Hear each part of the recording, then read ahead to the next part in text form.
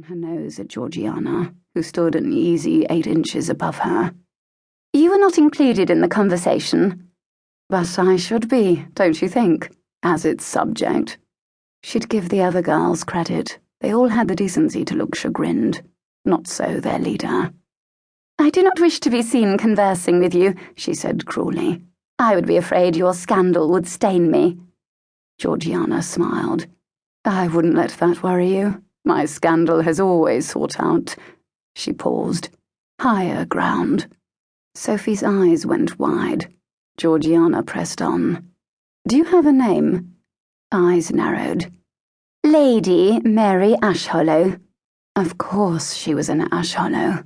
Her father was one of the most disgusting men in London, a womanizer and a drunk who had no doubt brought the pox home to his wife. But he was Earl of Holborn and thus accepted by this silly world. She thought back on the file the fallen angel had on the Earl and his family, his countess a wicked gossip who would no doubt happily drown kittens if she thought it would help her move up in the social structure. 2 children, a boy at school and a girl, 2 seasons out. A girl no better than her parents, evidently. Indeed, lady or no, the girl deserved a thorough dressing down. "Tell me, are you betrothed?" Mary stilled. "It's only my 2nd season." Georgiana advanced, enjoying herself. "One more and you're on the shelf, aren't you?" A hit. The girl's gaze flitted away and back so quickly that another might have missed it. Another who was not Chase. "I have a number of suitors."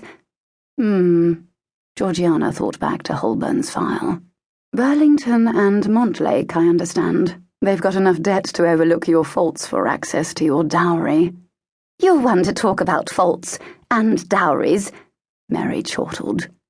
The poor girl didn't know that Georgiana had 5 years of life and 50 years of experience on her. Experience dealing with creatures far worse than a little girl with a sharp tongue. "Ah, but I do not pretend that my dowry is unnecessary, Mary. Lord Russell does perplex, however. What's a decent man like him doing sniffing around someone like you?" Mary's mouth went wide. "Someone like me?" Georgiana leaned back. "With your appalling lack of social grace, I mean." The barb hit true. Mary pulled back as though she'd been physically struck. Her friends covered their gaping mouths, holding back laughter that they could not help. Georgiana raised a brow. "Cruelty lacks pleasure when it's directed at you, doesn't it?" Mary's anger came sharp and unpleasant, and expected. "I don't care how large your dowry is. No one will have you, not knowing what you really are." "And what is that?" Georgiana asked, laying her trap, willing the girl into it. "Cheap, a trollop," Mary said cruelly. "Mother to a bastard who will likely grow into a trollop." Georgiana had expected the first, but not the last. Her blood ran hot. She stepped into the golden light spilling from the ballroom, her words quiet. "What did you say?" There was silence on the balcony. The other girls heard the warning in the words, murmured their concern. Mary took a step back, but was too proud to retreat. "You heard me." Georgiana advanced, pressing the girl from the light into darkness, where she reigned. "Say it again."